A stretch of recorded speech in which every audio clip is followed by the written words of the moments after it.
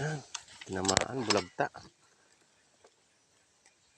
Bulagta siya mga kanter, oh.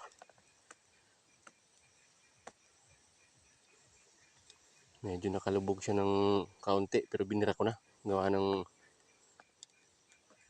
papalubog na.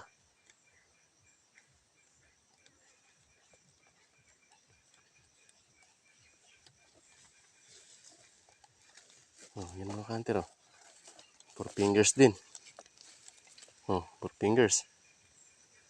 Ang ganda ng tama na naman, batok.